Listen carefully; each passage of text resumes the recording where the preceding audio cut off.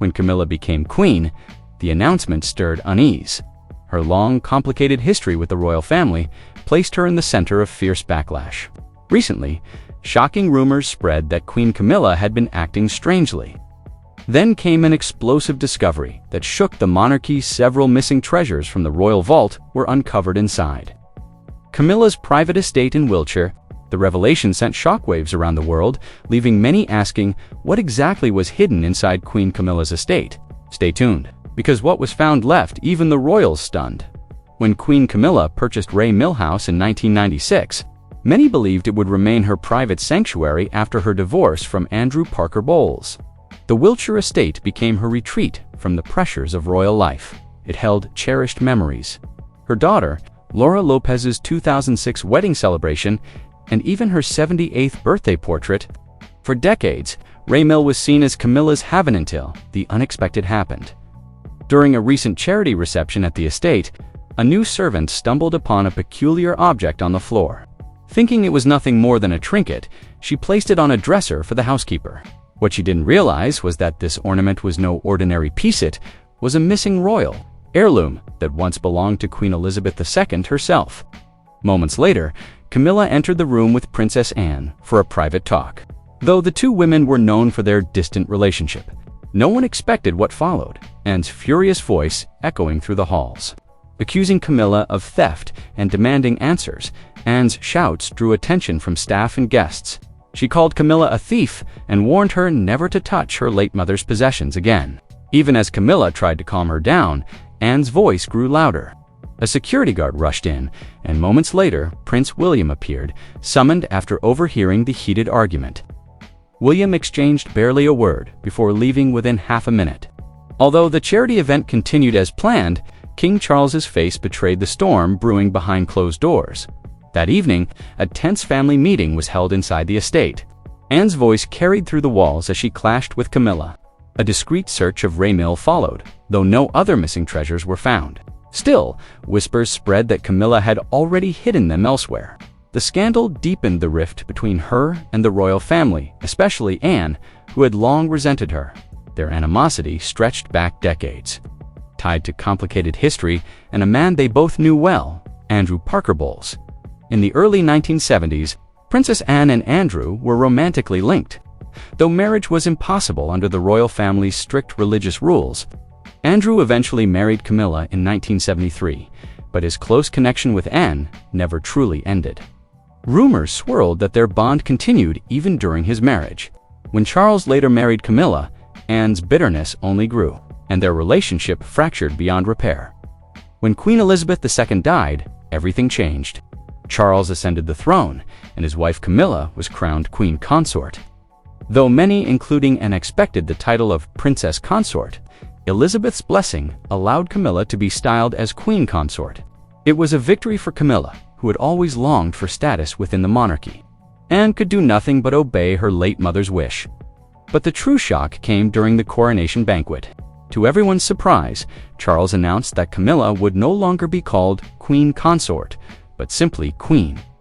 The announcement froze the room, souring the joyful celebration. Camilla smiled as congratulations poured in, but it interrupted in fury. She declared this was not her mother's wish, that Camilla was never meant to hold the title of queen. Whispers of agreement spread quickly. Anne's bitter words struck deep. No matter her crown, Camilla would never be seen as the true queen. And the shocking discovery inside Ray Mill seemed to prove Ita, true queen, would never steal from the royal vault. Camilla had often been spotted with things that were never hers. Stay with us as we uncover more shocking moments. Even before the crown, Camilla was known for taking what belonged to others, not just possessions, but relationships too. And the most infamous thing she claimed as her own was none other than Princess Diana's husband, Prince Charles. Let's uncover how she did it. Camilla Shand was born on July 17, 1947, in London. She grew up in Sussex with her parents, Bruce and Rosalind Shand, and her two younger siblings. The family was wealthy, with her father serving as Vice Lord Lieutenant of East Sussex. From a young age, Camilla flaunted her supposed royal connections, proudly telling classmates that her great-grandmother, Alice Keppel, had been the mistress of King Edward VII. After finishing school, She studied French in Paris before returning to London as a debutante in 1965. That same year, she met cavalry officer Andrew Parker Bowles. Their romance was turbulent, filled with breakups and reconciliations. But everything changed in 1970 when Camilla met Prince Charles at a polo match. The two clicked instantly, becoming close friends and then lovers. Their affair burned bright but short as Charles left for naval duty. Despite 2 years apart, their love letters kept the spark alive. During his absence, however, Andrew Parker Bowles returned to Camilla's life, this time more determined. He proposed, she accepted, and they married in July 1973. Charles was devastated by her marriage, especially since they had still been romantically involved. But their friendship never ended. In fact, Charles was even named godfather to Camilla's son Tom, showing just how close they remained. Yet cracks soon appeared in Camilla's marriage. When she discovered Andrew's infidelity, she turned back to Charles for comfort. Their connection reignited, and whispers of another affair began swirling. At the same time, Charles met Lady Diana Spencer. Initially, he courted her sister, but Diana's kindness after the assassination of his great-uncle, Lord Mountbatten, touched him deeply. Slowly, Diana replaced Camilla in the public eye. The press adored their budding romance, and soon Charles proposed. Their wedding in July 1981 was a global spectacle. But even as he pledged himself to Diana, Charles secretly clung to Camilla. Just before the wedding, Diana discovered a bracelet engraved with Charles and Camilla's private nicknames, proof of their bond. It nearly derailed the marriage, but Diana went through with it. For a few short years, Charles and Diana seemed happy. But after Prince Harry's birth in 1984, their marriage began to unravel. Diana's star power outshone Charles, fueling his resentment. While the world adored her, he turned back to Camilla. This time, Diana could no longer ignore the signs. The husband, who should have been her support, was slipping further into another woman's arms. Camilla showed no shame. Married or not, she ensured Charles spent more time with her than with his family. Like her great-grandmother before her, Camilla embraced her role as the prince's mistress. But she wanted more. For Diana, the betrayal was crushing. She endured silently, afraid of losing her sons if she confronted him publicly. Yet the loneliness ate away at her until she became a shadow of herself.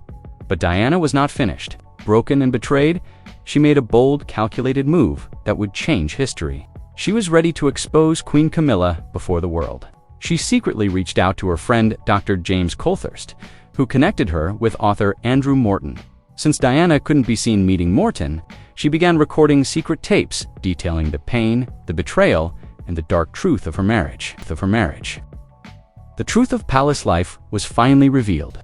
For months, Diana's secret tapes had been passed to Andrew Morton, and in June 1992, his book Diana, Her True Story, shook the world. Behind the glittering image, the Princess of Wales was living in misery, trapped in a loveless marriage, betrayed by her husband's devotion to another woman. The royal family scrambled to contain the fallout, even questioning Diana directly. She denied working with Morton, but suspicion grew. By December 9, 1992, Charles and Diana's official separation was announced. Divorce was avoided at first, but the truth was undeniable. Diana had exposed the monarchy's darkest secret. The separation gave Charles and Camilla new freedom, though Queen Elizabeth disapproved. But then, in 1993, came one of the most humiliating royal scandals in history: Tampongate. A leaked phone call revealed Charles telling Camilla he wished he could live inside her trousers as a tampon. The crude words horrified the public. The monarchy's dignity was dragged through the mud, while Diana's reputation soared. The world now believed her story. Charles's affair with Camilla had destroyed her home.